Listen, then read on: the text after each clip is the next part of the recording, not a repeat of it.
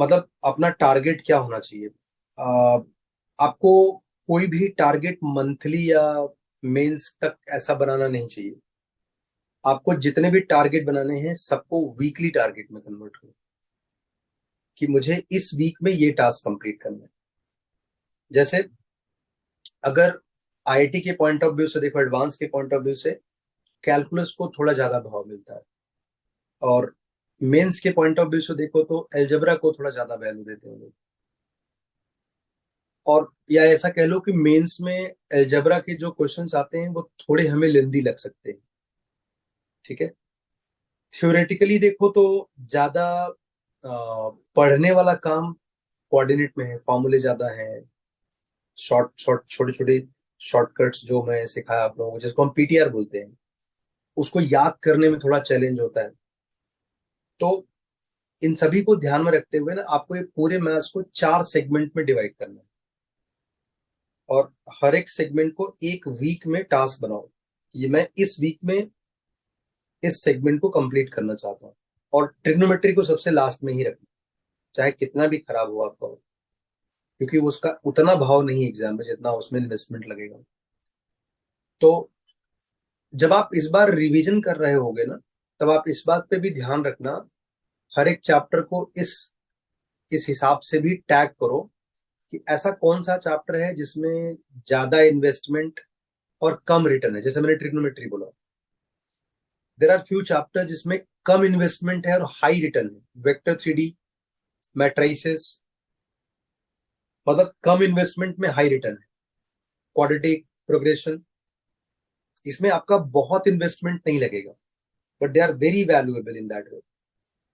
और कुछ चैप्टर्स ऐसे हैं जो हाई इन्वेस्टमेंट, इन्वेस्टमेंट मतलब पैसा नहीं लगाना है, इन्वेस्टमेंट मतलब टाइम, हाई इन्वेस्टमेंट और हाई रिटर्न वाले हैं। जैसे आपके बहुत सारे कोऑर्डिनेट के चैप्टर्स हैं, इन्वेस्टमेंट बहुत हाई लगे, मतलब आपको बहुत फॉर्मूला याद करना होगा, you have to make a short notes, you have to remember them. तो आपको वीकली टास्क सेट करना है।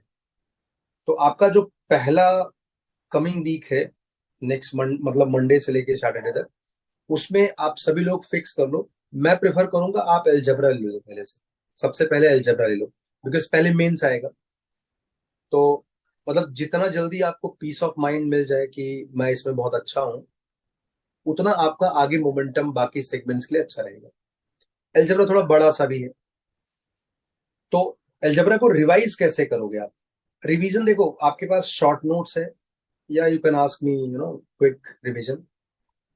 और किसी को अगर ये पता हो कि मुझे क्या पढ़ना है, वो अच्छी बात है। जैसे कि आप मेरा इंडेक्सिंग का वीडियो देखते हो तो उससे पता चल जाता है कि कीवर्ड क्या है, क्या आता है क्या नहीं आता है। अगर किसी को नहीं पता चलता है तो वो मुझसे 2-5 मिनट बात करेगा, तो मैं बता दूंगा कि उसे क्या सेगमेंट पढ़ने की जरूरत है। ऑब्वियसली मैं 2-5 मिनट में I ask quick formula, quick question, तो आइडिया लग जाएगा। तो ये तरीका हो गया आइडेंटिफाई करने के लिए कि आपको रिवीजन कितना डिटेल में करना है। इसके बाद जिन लोगों के 30 से 40 50 के आसपास मार्क्स हैं मेंस में, मेंस के पेपर में, उनको अगर एडवांस मतलब थोड़ा सा अपग्रेड करना है, या एडवांस के पेपर लिखने की कोशिश करना है, उसके पहले ना ब्रिज बनाना पड़ेगा। अचानक से तुम मतलब अगर कूद जाओगे ना तो हाथ पहुंच जाएंगे। तो वो ब्रिज कैसे बनेगा? वो ब्रिज के लिए आपको सॉल्ड एग्जाम्पल्स, अच्छे वाले सॉल्ड एग्जाम्पल्स, या स्लैश ओल्ड जे एडवांस PYQ, ओल्ड मतलब 2016 के पहले वाले, उनको सॉल्व सॉल्व रहेगा तो ज्यादा फायदा। मतलब कोई भी ऐसा क्वेश्चन रिवीजन के टाइम पे मत करो जिसमें आपको सॉल्व करना है। आप थियरी पढ़ रहे हो ना, तो आप देखो कि उसमें उन्होंने अप्लाई कैसे किया है, तो शायद तुम ये करेक्ट कर सकते हो कि यार इसमें मैं ये ज्यादा अच्छा मेथड लगा सकता हूँ, उसमें ये गंदा दिया है। तो मेरे पास एक कॉम्बिनेशन है जो दोनों को मैच कर सकता है। ये दास गुप्ता सब्जेक्टिव का सॉल्ड एग्जाम्पल। मेरे को इस प्रमोशन के लिए कोई पैसा नहीं मिला है, बट वो बुक में भारती भुवन की बुक, जितने भी पब्लिकेशंस की बुक है भारती भुवन की, usually they are the good source of old JEE questions. तो काफी सेफ है, सॉल्ड एग्जांपल्स उसमें चैप्टर वाइज आप देख सकते हैं, बहुत अच्छे हैं।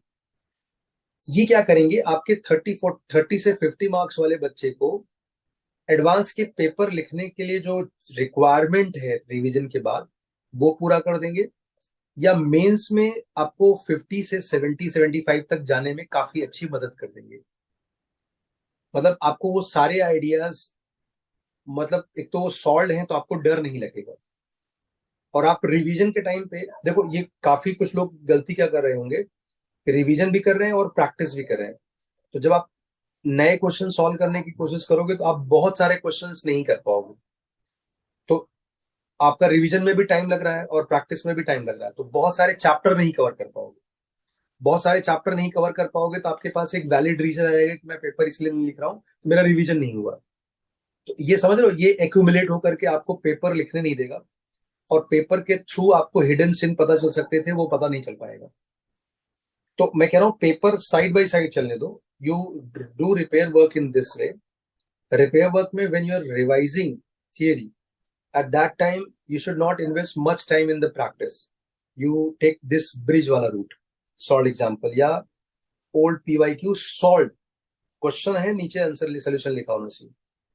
तो जब तक आप रिवीजन कर रहे हो, आपको ना सॉल्व क्वेश्चंस पे पूरा फोकस करना, और ऐसे कहीं का भी सॉल्व नहीं, प्रिसाइसली PYQ।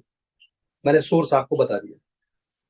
तो आपका 4 वीक में, मतलब एक वीक में आपका अलजबरा होगा, कैलकुलस, फिर अलजबरा के बाद आप मेंस को पॉइंट ऑफ व्यू रखते हुए, अलजबरा के बाद आप कोऑर्डिनेट लो, फिर कैलकुलस, फिर ट्रिगो लो। अगर ये एडवांस होता तो मैं सीक्वेंस चेंज करता, पहले कैलकुलस रखता। तो ये कर लो। अगले 3 वीक में तुम्हारा मेजर पोर्शन हो जाएगा, जब आप ट्रिग्नोमेट्री कर रहे होगे उस टाइम पे इन्हीं पर अच्छे मेंस और एडवांस लेवल की प्रैक्टिस हम कर सकते हैं, जिसमें हम टाइम लगा करके प्रैक्टिस करेंगे टेस्ट के फॉर्मेट में। और इन 3 वीक में आप संडे एक पेपर, मतलब सुबह उठ करके मुंह धोइए और 9 से 12 एक पेपर धड़ से लिख दीजिए, मेंस का पुराना वाला, डेली। मतलब ये हर संडे मैंडेटरी है। उन तीनों सब्जेक्ट में जिस सब्जेक्ट में आपको थोड़ा कम मार्क्स आए, उस पर थोड़ा फोकस करो अच्छे से, और बचे हुए टाइम को संडे को केमिस्ट्री के लिए डेडिकेट करो बाय डिफॉल्ट। अगर किसी का केमिस्ट्री अच्छा है, थोड़ा कोई और 2 सब्जेक्ट में कोई कम ज्यादा है, तो उसको दे सकते हो। By default I will recommend you chemistry. And बाकी आपका मंडे को एक पेपर होता ही है मैथ्स में, तो उस पेपर का फिजिक्स और केमिस्ट्री आप आजू बाजू करके लिख लो, मतलब ट्यूसडे और वेंसडे में 1-1 घंटे का टाइमर लगा के। पेपर लिखने में आपको बस ये याद रखना चाहिए, डरना नहीं है, उसका मार्क्स नहीं देखना है। आपको पेपर के लेंसेज से ये चेक करना है कि आपको पढ़ना क्या है। कभी भी ये याद रखना, जब आप घर पे पेपर लिखते हो तो पेपर लिखने का मेन पर्पस मार्क्स बिल्कुल नहीं है। यहाँ किसको दिखाना है, कौन सा शादी का इंटरव्यू चल रहा है, यहाँ पर मेन मकसद है आपको ये पता चल जाना कि पढ़ने के बाद भी कुछ चैप्टर ऐसे हैं जो टेस्ट में बेवफा बन रहे हैं, उनको ठीक करना है। या कुछ चैप्टर है जो इतने सारे चैप्टर होने की वजह से मुझसे मिस हो रहे थे, बट टेस्ट ने बताया बेटे तू ये छोड़ रहा है, तो उसे ठीक कर लो। तो टेस्ट का मेन मकसद यही है। और साइड बाय साइड इंडेक्सिंग वाला चलते रहने दो। शॉर्ट नोट्स मैंने आप सब लोगों को भेज दिए हैं तीनों सब्जेक्ट के, तो आप उसमें अपने हिसाब से जो भी ऐड करना है ऐड करो। मैंने कुछ लोगों को नहीं भेजे, अभी मैं डाल दूंगा। तो जो चीज आपको उसमें ऐड कर, सब्ट्रैक्ट करने लायक है नहीं, कुछ ऐड ही करना है तो उसमें ऐड कर लो। और फिर से मैं बोलूंगा कि ऐसे चैप्टर जिनमें थियरी ज्यादा है, जैसे कोनिक सेक्शन, 3D वेक्टर, और मतलब जो PTR वाले चैप्टर्स हैं जितने भी, उन सबको एक मोबाइल में रिकॉर्ड कर लो, या किसी के पास, मतलब ऐसा नहीं कि सारा रिकॉर्डिंग तुम ही करो, तुमको ये चोपड़ा बनना है। तुम एक एक चैप्टर पैराबोला किसी को दे दो, तुम इलिप्स ले लो, तीसरे को हाइपरबोला दे दो, आपस में एक्सचेंज करो, देखो how irritating your sounds are. सुनो एक दूसरे की बात, मजा आएगा आपको। बट उसको सामने वाले को रेस्ट्रिक्ट कर देना, भैया 2 मिनट में करके देना, जैसा हनुमान चालीसा बोलते हैं ना, वैसा वाला रिकॉर्डिंग करो। मतलब रिकॉर्डिंग में आपको मजा आएगा कि 2 मिनट के अंदर वो वंदे भारत जैसी स्पीड में सब काम हो जाए। अगर आप उसे 15-20 मिनट 50 मिनट का बनाओगे, लिटरली बता रहा हूँ, वो आप कभी नहीं सुनने जाओगे, आपको नौकर रखना पड़ेगा सुनने के लिए, किसी काम का नहीं होगा। और ये मैं बार बार बोल रहा हूँ, रिकॉर्डिंग बहुत जरूरी है, क्योंकि एग्जाम्स के 3 दिन पहले मतलब आप ये नहीं बोलोगे कि साहब मुझे कुछ याद नहीं आ रहा। जैसे मैं तुम्हें एक एग्जांपल बताता हूँ क्या तकलीफ होती है। एक बच्चा, मैं उसका अभी नाम ले सकता हूँ, उसका नाम है ओम कोटवाल। उसका सुबह पेपर है, रात को 12 बजे 12:30 बजे मेरे को कॉल किया, बोला सर मुझे कुछ याद नहीं आ रहा। तो अभी एक बार बताओ, 12:30 बजे मैं भी सो सकता हूँ, गुस्सा भी आ सकता है, और दिन भर इतने लोगों से बात किया तो गुस्सा तो आएगा ही। तो मैंने बहुत सिंपली, मुझे यही एक्सपीरियंस है, इतने सालों से बात कर करके आइडिया लगा हुआ है। और मैं तुम्हें और एक बता दूं, जिस दिन बच्चों का एग्जाम होता है पहला दिन, आईआईटी का एडवांस का, उस दिन मेरे घर में पूछ लो, आज भी परंपरा के हिसाब से मैं पूरी रात नहीं सो पाता हूँ। एनजाइटी नहीं है, पता नहीं क्या है, बस नहीं सो पाता हूँ। मतलब बच्चों को ऐसा नहीं करना चाहिए, बट मैं मास्टर हूँ, मुझे एग्जाम नहीं लिखना तो मैं तो करता हूँ। तो एनीवे मैंने उसको उठाया फोन, और मैंने उससे दो चार चीजें ऐसी पूछी जिसमें मैं पूरा श्योर था कि इसको ये तो पक्का याद हो, याद था। उसको कॉन्फिडेंस आने लगा, मैंने थोड़ा और बातें की, और कॉन्फिडेंस आने लगा। तो मुझे ये तो पता था कि ये बच्चा अच्छा है तो सब याद होगा। अचानक से मतलब, you don't know what you don't know, तो तुम्हें लगता है कि यू डोंट नो एनीथिंग।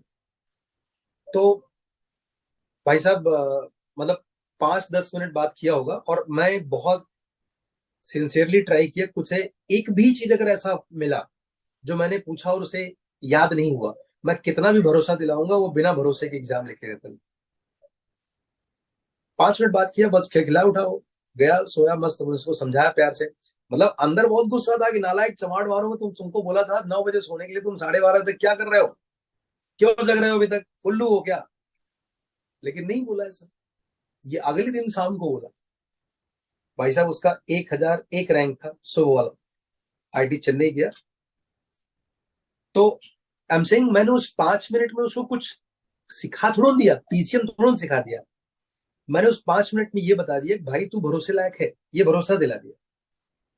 ये भरोसा तुम्हें, अब 100 लोग मुझे तो कॉल नहीं करेंगे, ना ही मैं उठा पाऊंगा।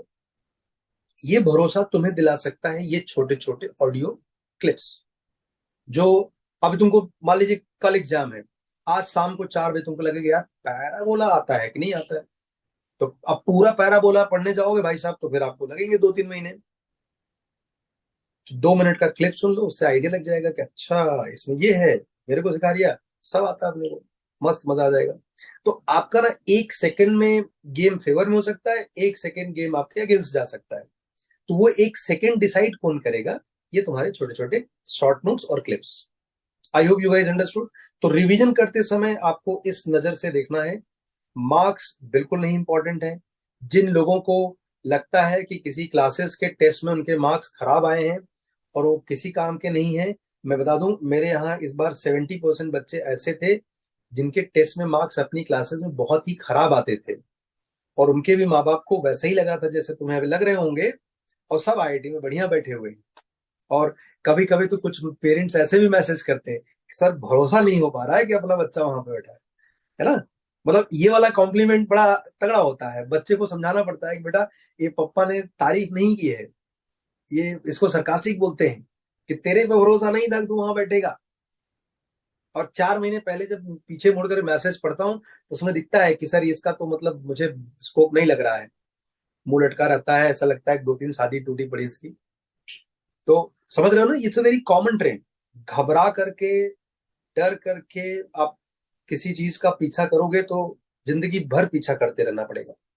खुश होकर के अच्छे मिजाज से, मतलब इमेजिन करो, जो सेना लेकर के दूसरे के देश में हमला करने गया था, जीतने से 5 मिनट पहले तक उसके साथ लड़ने वाले हर सैनिक को यही लगा होगा, यार क्या बेवकूफ आदमी है, इसके पास इतने सारे हथियार थे बट रावण मर नहीं रहा है ना।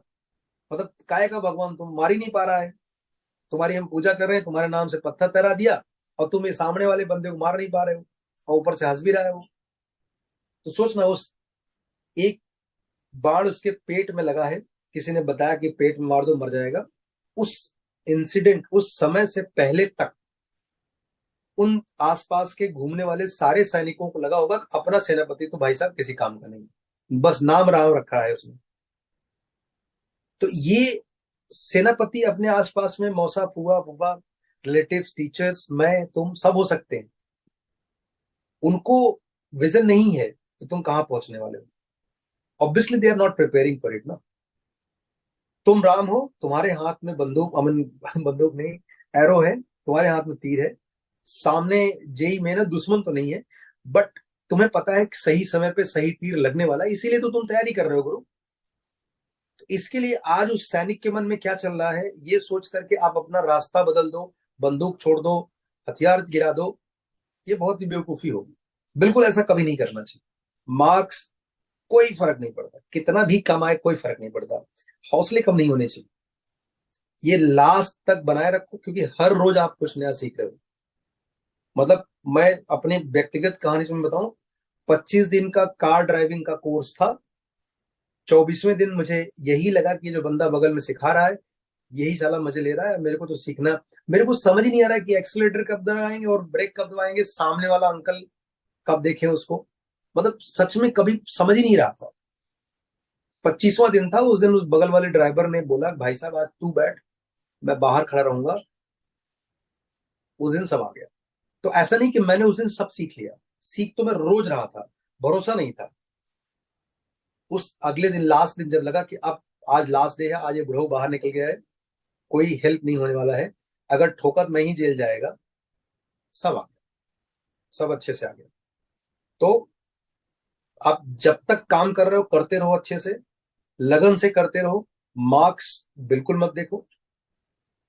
मतलब मैं तुम्हें ऐसा घोड़ा बनाना चाहता हूँ, घोड़ा जो है ना, घोड़ा 270 डिग्री तो देख ही लेता है, उसके आंखों में पट्टी लगाने से उसकी स्पीड नहीं बढ़ जाएगी, बट खाली उसको इधर उधर ना देखने पड़े, आगे की तरफ बहुत तेजी से बढ़ सकता है। इसलिए इस जानवर की आंखों में पट्टी लगा करके इंसानों ने बहुत सालों तक इसे एरोप्लेन बना के रखा है, समझा। तो जो तुम्हारी आंखों में इधर उधर देख रहे हो तुम ना, सैनिकों को देखकर घबरा रहे हो, मत घबराओ, उनसे परेशान ही नहीं होना है तुमको, पट्टी लगा लो। ये वाले टेस्ट में खराब मार्क्स था, कोई फर्क नहीं पड़ता है, ये क्वेश्चन दोबारा आएगा तो गलत नहीं होने दूंगा, ये मेरा अटेम्प्ट होना चाहिए। नेक्स्ट टेस्ट में ये चैप्टर के क्वेश्चन अगर गलत हुए तो गड़बड़, इसे ठीक करना है। अगर इसमें ठीक कर लिया तो मेरा एक्चुअली इवेंचुअली मेरा काम अच्छे से हो जाएगा। That's the motivation, that should be the motivation, that is the real preparation. Okay, I hope you understood everyone. और मैं बता दूं ये रात का 10 से 12 वाला बैच बहुत लकी है। मैंने ये बैच का टाइमिंग तुम्हें बताता हूँ, मैं सबसे फेवरेट बच्चों के लिए ही रिजर्व है, ट्रस्ट मी। ध्रुव मल्होत्रा से पूछना, उन सब बच्चों का रात में ही क्लास था। लास्ट ईयर सेट्टी अन्ना वगैरह का भी क्लास, प्रणव का, सबका यही यही टाइम था, रात का ही 10 से 12 था। तो ये रॉकस्टार बैच होता है, इतनी रात को कौन झेलेगा मास्टर को भाई, 12 बजे। तो तुम लोग ऑलरेडी रॉकस्टार हो, you are already in good slot and already in very good shape and space. और बस रिवीजन को अच्छे से प्लान करो, 3 weeks will be there. Okay, चलो आप लोग मुझे ना अपने सारे चीजें व्हाट्सएप पे लिखते रहो, जिसको जो इंडेक्सिंग का वीडियो देखने के बाद जो गड़बड़ लगे उसको मुझे तुरंत व्हाट्सएप पे डाल दो, क्योंकि बाद में याद नहीं रहेगा आपको। आप गजनी का फूफा, मुझे इसमें कोई डाउट नहीं है, आप तुरंत भेज दो, ताकि मैं वो डॉक्यूमेंटेड रहेगा, तो मैं उस पर हमेशा बीच बीच में काम करता रहूंगा। और वो मेरे लिए एक डेटा है कि मुझे अगर आपको क्रॉस चेक करना है तो दीज आर द एरियाज आप मुझे क्रॉस चेक करना। ठीक है, कीप डूइंग गुड वर्क, जब तक तोड़ेंगे नहीं तब तक छोड़ेंगे नहीं, लगे रहो ऐसे। Bye bye, good night. Sir. Okay sir. Yes. Yes sir.